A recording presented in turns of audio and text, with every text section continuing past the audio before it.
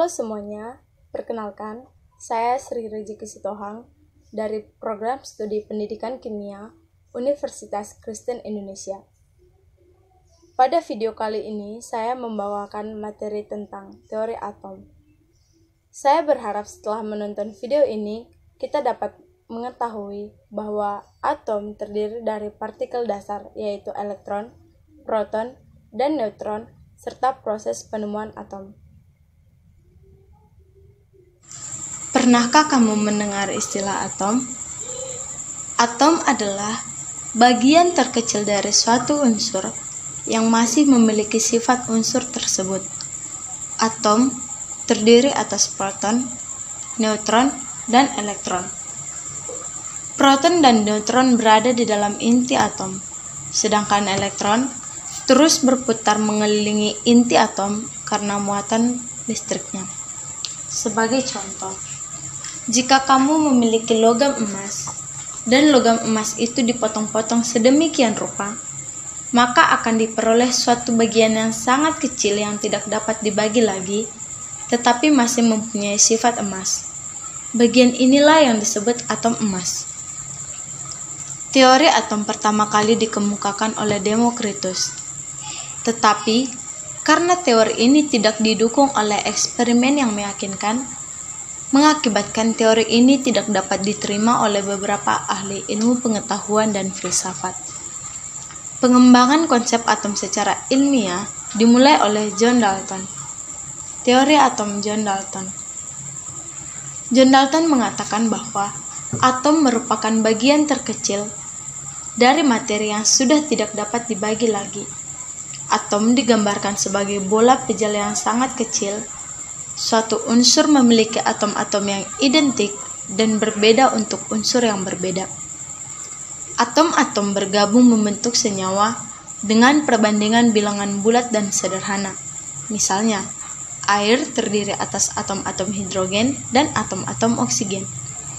Reaksi kimia merupakan pemisahan atau penggabungan ataupun penyusunan kembali dari atom-atom sehingga atom tidak dapat diciptakan atau dimusnahkan.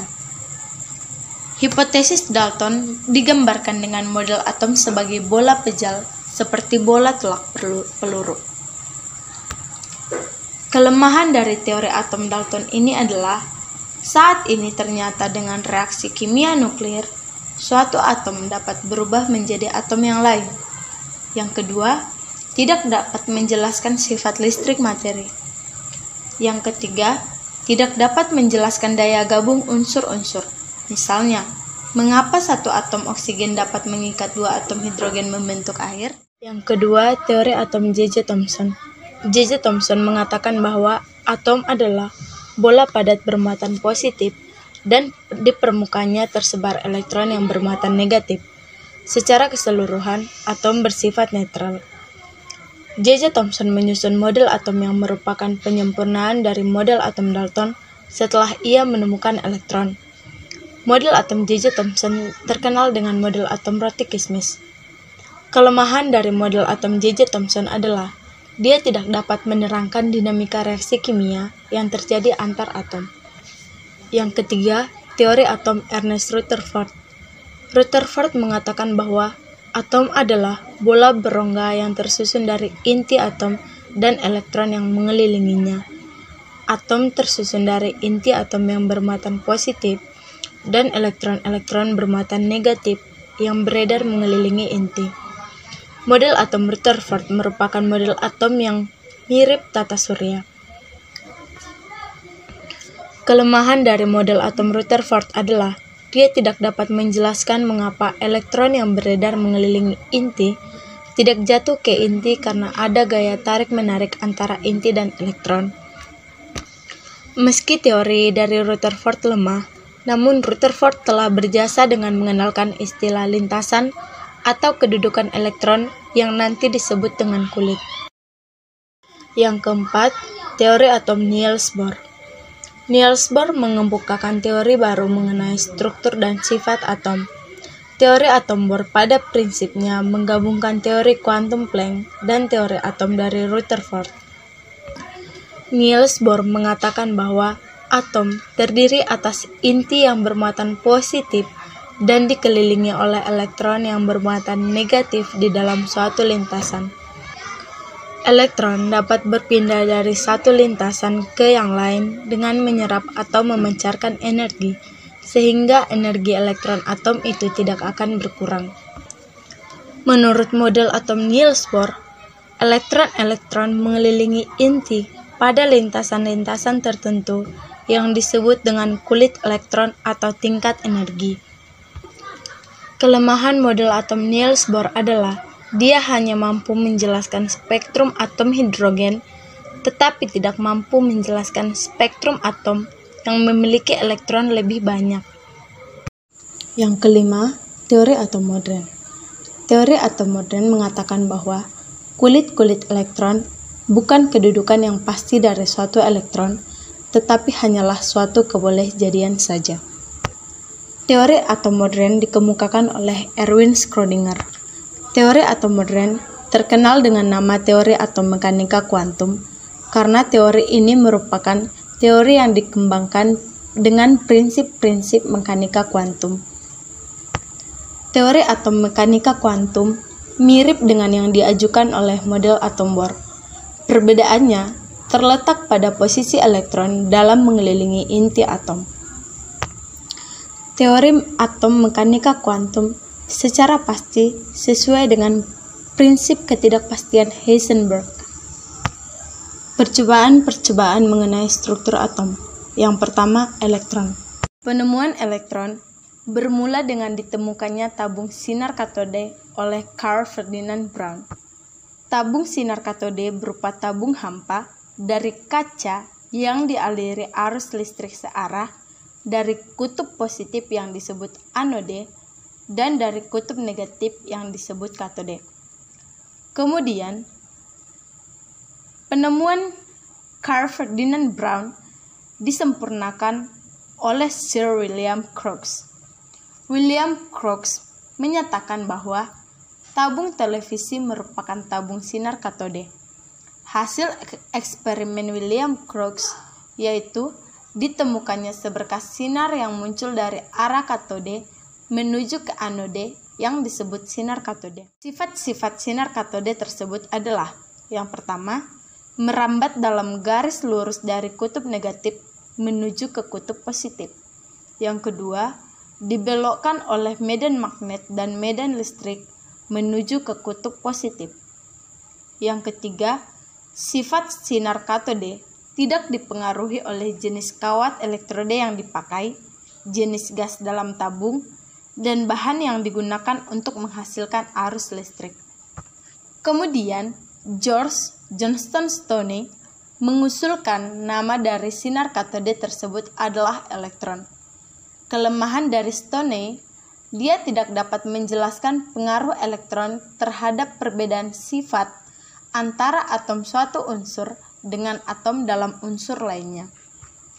Setelah William Crookes menemukan tabung katode yang lebih baik, penelitian dilanjutkan oleh Joseph John Thomson yang mendapati bahwa sinar katode sebenarnya adalah materi yang ukurannya sangat kecil karena dapat memutar baling-baling yang dipasang di antara anode dan katode. Joseph John Thomson melanjutkan eksperimen William Crookes, yaitu pengaruh medan listrik dan medan magnet dalam tabung sinar katode. Dari penelitian J.J. Thomson, dia menentukan muatan elektron, yaitu sebesar 1,76 kali 10⁸ coulomb per gram. Hasil percobaan J.J. Thomson menunjukkan bahwa sinar katode dapat dibelokkan ke arah kutub positif medan listrik. Hal ini membuktikan terdapat partikel bermuatan negatif dalam suatu atom. Penyelidikan lebih lanjut mengenai elektron dilakukan oleh Robert Andrew Millikan. Penelitian Robert Andrew Millikan dikenal dengan percobaan tetes minyak Millikan. Dari percobaan tersebut, Millikan berhasil menemukan muatan setiap tetes minyak. Dari hasil percobaan Millikan dan Thomson, diperoleh muatan elektron -1 dan massa elektron 0. Yang kedua, proton. Eugene Goldstein melakukan eksperimen dari tabung gas yang memiliki katode yang diberi lubang-lubang dan diberi muatan listrik. Dari percobaan Goldstein ini, ditemukan sinar yang arahnya berlawanan dengan sinar katode. Sinar tersebut menembus lubang katode yang telah dibuat dan disebut sinar kanal. Wilhelm Wien menunjukkan bahwa sinar kanal merupakan partikel yang bermuatan positif dan selanjutnya disebut dengan proton. Sifat proton tergantung pada gas yang diisikan pada tabung katode. Dari percobaan Goldstein, ditemukan bahwa massa proton sama dengan 1 dan muatan proton sama dengan positif 1. Setelah penemuan proton oleh Goldstein selesai, Ernest Rutherford dibantu oleh Hans Geiger dan Ernest Marsden menemukan konsep inti atom, didukung oleh penemuan sinar X oleh W.C. Ronsen dan penemuan zat radioaktif.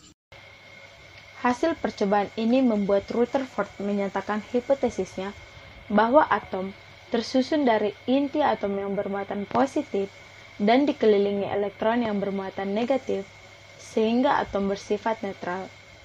Massa inti atom tidak seimbang dengan massa proton yang ada dalam inti atom, sehingga dapat diprediksi bahwa ada partikel lain dalam inti atom. Keempat, neutron. Dalam penelitiannya, Rutherford menemukan kejanggalan, yaitu perbandingan massa atom hidrogen dengan massa atom helium adalah 1:4, di mana hidrogen mempunyai 1 proton dan helium mempunyai 2 proton. Seharusnya perbandingannya adalah 1:2. Eksperimen ini dilanjutkan oleh James Chadwick. Ternyata partikel yang menimbulkan radiasi berdaya tembus tinggi itu bersifat netral atau tidak bermuatan dan massanya hampir sama dengan proton. Partikel ini disebut neutron. Dengan ditemukannya neutron, maka teka-teki tentang perbandingan massa atom hidrogen dan massa atom helium terjawab.